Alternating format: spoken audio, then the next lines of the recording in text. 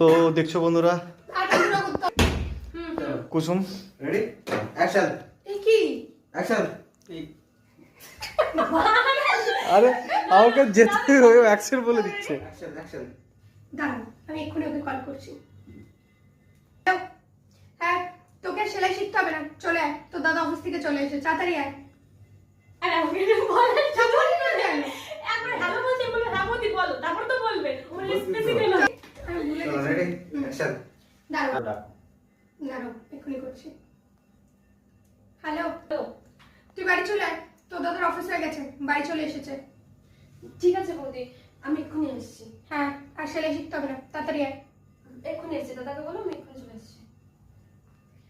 হ্যাঁ, ও চলে guys please request করছি হাত জোড় করে পাপ্পুদাকে একটু সাবস্ক্রাইব করো, ফলো করো, লাইক করো, কমেন্ট করো, কারণ ও আমাদের জিন্দেগি হারাম করে দিচ্ছে। সবার মুখের সামনে গিয়ে ফোনটা ধরে বলছে গাইস একটু বলে দাও তো লাইক কমেন্ট করতে।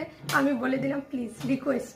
এবার ওকে একটু বলতে দিলাম জাকি ভাই আরে তার আগে নিয়ে নি একটু বলে দাও একটুখানি যেন আমাকে। বলো প্রিয়াঙ্কা কেউ করুক না। আমাদের পাপ্পুদা, পাপ্পু ভাই, ঠিক আছে, নতুন চ্যানেল খুলেছে, আপনারা সবাই সাপোর্ট করবেন, ঠিক আছে।